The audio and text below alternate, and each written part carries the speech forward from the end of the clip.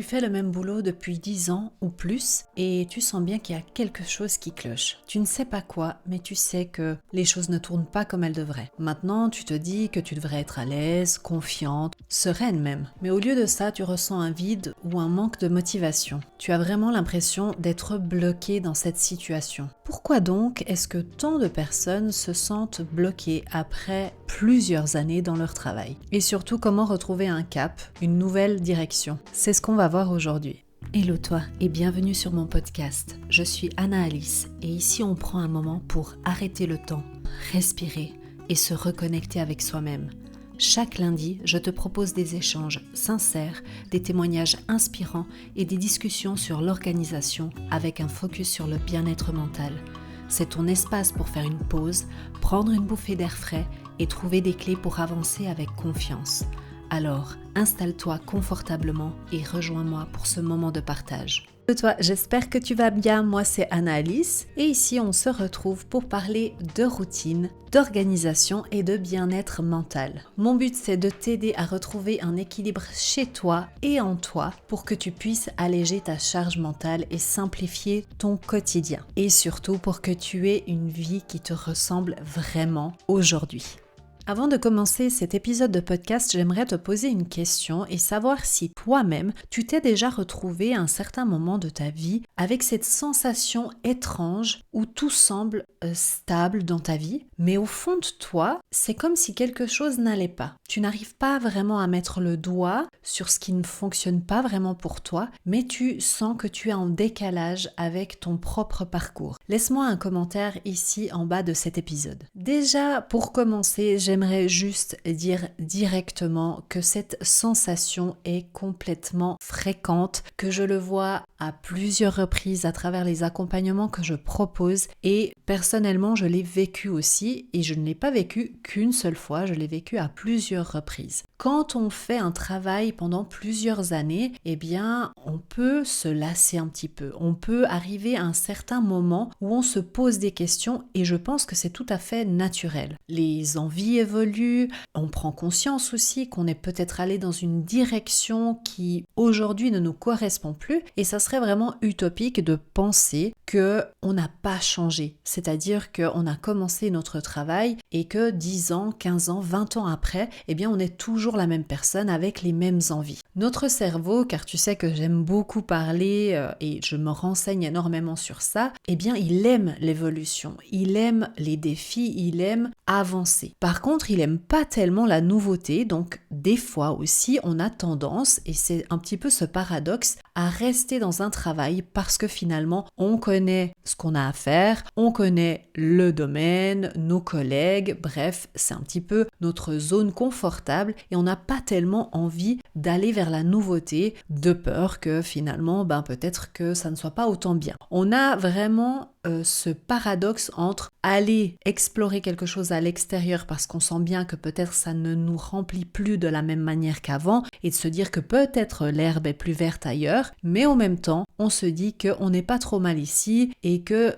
au moins si on reste ici on risque pas grand-chose. Le problème dans tout ça, c'est que potentiellement, et je ne dis pas que c'est dans tous les cas comme ça, c'est qu'on peut s'ennuyer. Et l'ennui, eh bien, il crée aussi cette forme un petit peu de nonchalance et de pas être motivé à travailler, à peut-être produire le travail d'une qualité un petit peu plus médiocre que ce qu'on a l'habitude. En fait, ça fait vraiment un petit peu un effet boule de neige quand on commence à ne plus aimer ce que l'on fait, eh bien, on y met aussi moins de cœur, donc moins d'attention et ça peut diminuer notre qualité de travail. Alors déjà, vraiment pour voir pourquoi est-ce qu'il y a ce sentiment de vide après une carrière de 10 ans, 15 ans, 20 ans, peu importe. Ça peut être même après 5 ans, je veux dire, il n'y a pas une règle absolue, mais c'est pendant plusieurs années, tu as fait le même travail et tu as l'impression justement de stagner. Et il faut bien se dire une chose, c'est que toi, tu as évolué, tu as de nouvelles envies, tu as avancé avec ta vie, peut-être que tu as eu des enfants, peut-être que tu as eu une situation familiale qui a changé, Bref, tu as changé tout simplement de ton côté aussi et peut-être que ton job n'a pas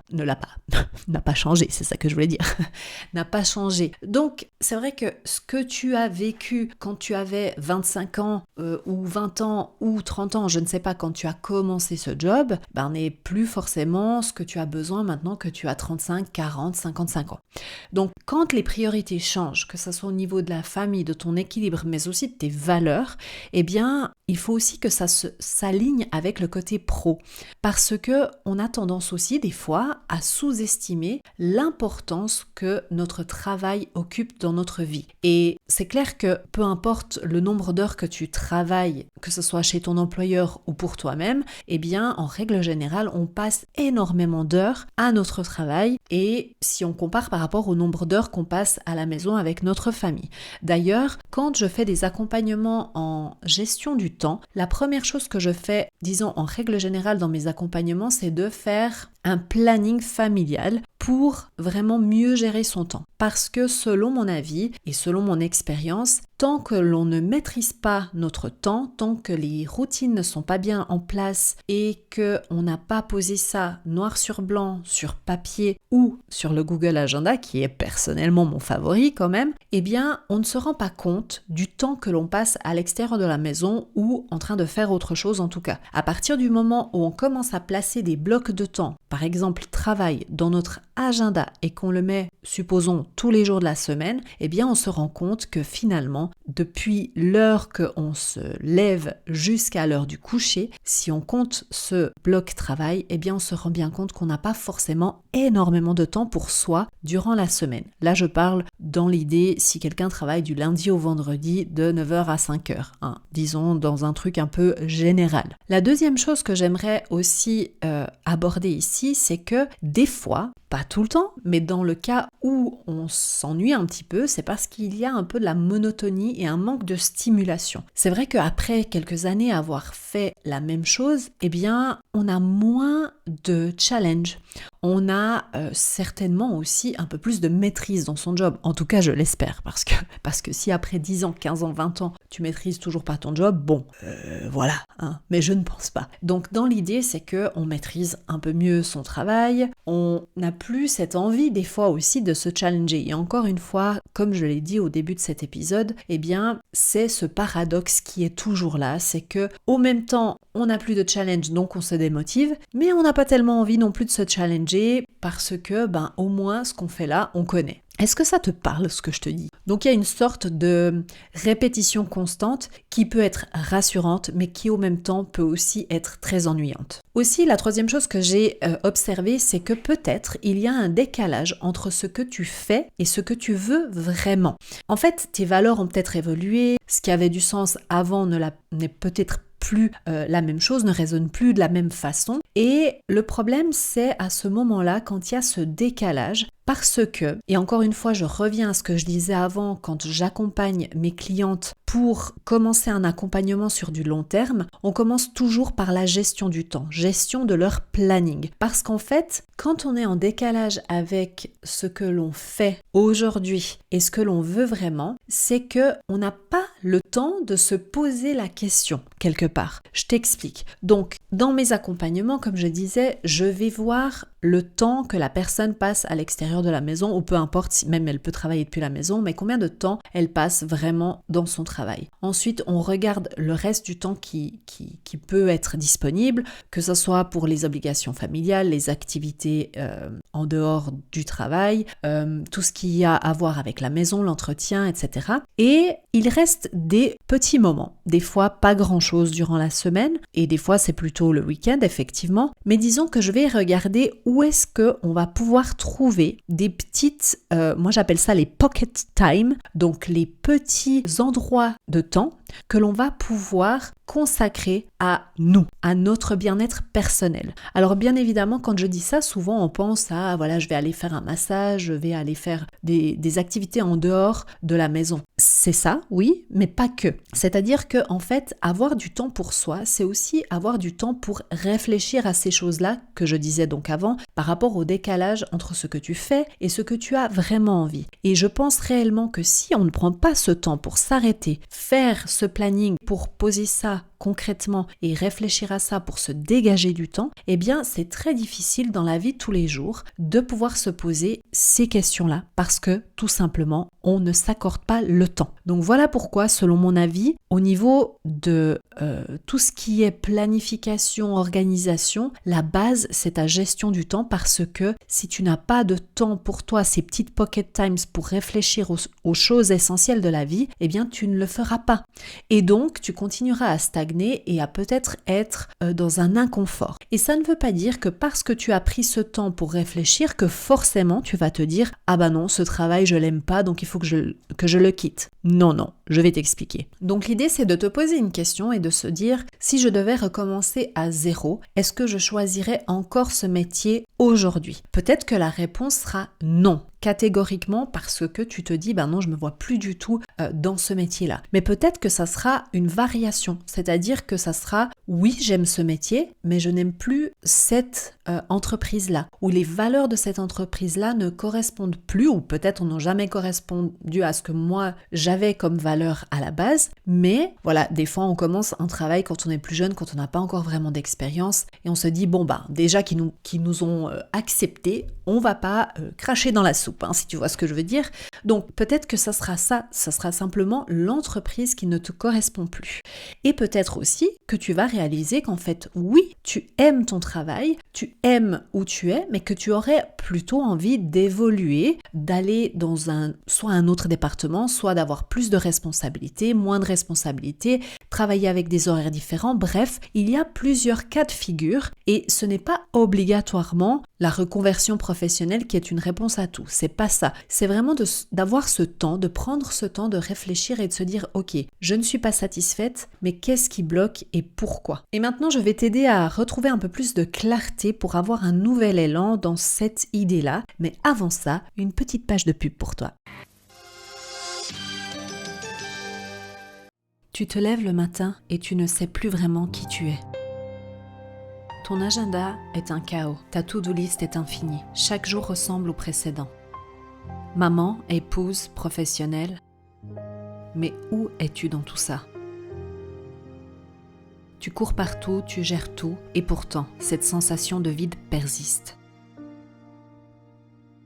Comme si ta vie t'échappait, trop de charge mentale, trop d'obligations. Pas assez de temps pour toi. Tu rêves de ralentir, de souffler, mais comment?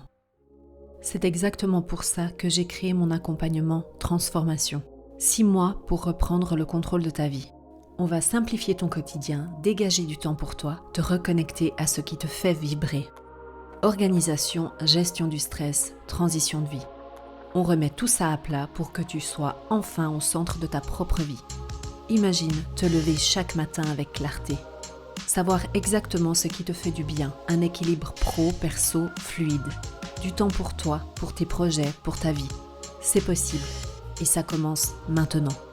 Réserve ton appel découverte gratuit avec moi. Parce que tu mérites plus que simplement survivre à tes journées. Il est temps de reprendre ta place. La première chose que je te conseille de faire, c'est comme je l'ai dit avant, c'est de prendre du recul et de faire le point sur ce qui ne va pas. Donc on va vraiment identifier quel est ce manque, donc ce manque en règle générale de motivation.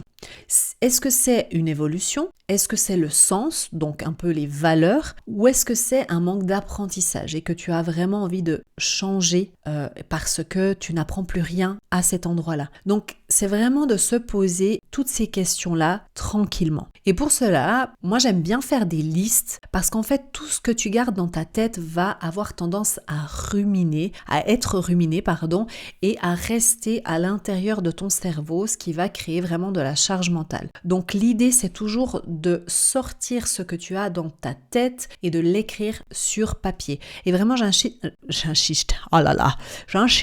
j'insiste pour que tu vraiment écrives sur du papier et non pas sur ton ordinateur ou sur ton téléphone. Je sais que c'est pratique, que ça va plus vite, que voilà, bref. Mais là, on veut vraiment mettre le stylo sur le papier parce que ça permet vraiment de poser une intention dans ce que tu vas écrire. Et tu vas noter 3 choses que tu aimes encore dans ton travail, dans ton job actuel, et 3 choses qui te frustrent au quotidien. La deuxième chose, c'est de tester, mais tester sans tout chambouler. On n'est pas ici dans le soit tout, soit rien, ok? Et on essaye aussi d'éviter d'arriver au point de non-retour, c'est-à-dire le burn-out. D'ailleurs, je vais faire un épisode où je vais en parler ce mois-ci, donc si c'est quelque chose qui t'intéresse, je te conseille d'activer la petite cloche si tu es sur YouTube. D'ailleurs, merci beaucoup de me suivre sur YouTube. On est arrivé à plus de 1000 abonnés, donc vraiment, je remercie toutes les personnes qui se sont abonnées sur YouTube. Si tu veux me voir sur YouTube en vidéo, eh bien, je t'invite à venir t'abonner sur ma chaîne et du coup, je ne sais plus ce que je disais. Bon, je vais reprendre là où je me souviens. Je ne sais pas si j'étais là, mais c'est pas grave. Ah oui, je me souviens maintenant. Pardon. C'était que je te disais que si jamais ce mois-ci, si tu m'écoutes en direct, nous sommes au mois de mars 2025. Ce mois-ci, je vais sortir un épisode où on va parler d'ailleurs de burn-out. Donc, reste tuned. Et puis, c'est pour ça que je suis partie dans mon idée de YouTube parce que tu peux recevoir des notifications pour YouTube. Bref, continuons. Donc, avant de tout quitter, on va essayer d'explorer plutôt. On va faire l'exploratrice. Et on va peut-être s'intéresser soit à des choses qui sont proches de ce que tu fais maintenant pour, par exemple, suivre une formation. Parce que peut-être justement que dans ton métier, maintenant, tu t'ennuies parce que tu n'apprends plus de nouvelles choses et que tu aimerais un petit peu pimenter, tu vois, ton quotidien. Donc peut-être que dans ton entreprise, il y a possibilité de faire des formations en interne. Renseigne-toi, peut-être que c'est quelque chose qui pourrait t'intéresser. Au même temps, rien ne t'empêche aussi de tester une activité en parallèle. Eh bien, pourquoi pas prendre quelques heures par semaine, si tu peux, pour essayer autre chose. Et si c'est un manque de responsabilité, de challenge au niveau de ton poste actuel, essaye de demander plus de responsabilité et de voir si c'est possible ou pas. Parce qu'au pire, qu'est-ce qui peut se passer? Eh bien, on peut te dire non. Mais au moins, tu auras essayé et voir si éventuellement il te propose quelque chose. Parce que des fois, on reste dans notre bulle et ça, ce n'est pas qu'au niveau professionnel. Ça peut être aussi dans le couple ou dans la famille en règle générale où on ne dit rien et on attend que l'autre personne, que ce soit notre conjoint, notre enfant, peu importe, notre frère, sœur, qu'il réalise ou elle réalise qu'on a besoin d'eux. Eh bien non. En fait, la personne qui est en face de toi, elle n'aura pas forcément ces alarmes qui vont venir. Donc, à toi de l'exprimer. Et si tu as aussi, pour en revenir juste aux formations ou l'activité parallèle, là, la formation, je parlais plutôt en interne, mais tout ce qui est tester une activité en parallèle, c'est aussi que ton métier de cœur, celui que tu as peut-être fait en tant que tu t'es formé pour faire, je vais y arriver, eh bien, peut-être que tu peux le dériver aussi autrement et que c'est ça qui te manque un petit peu, c'est ce challenge-là. Supposons que tu es avocate, eh bien, avec tes connaissances de la loi, eh bien, peut-être que tu peux faire des conférences pour,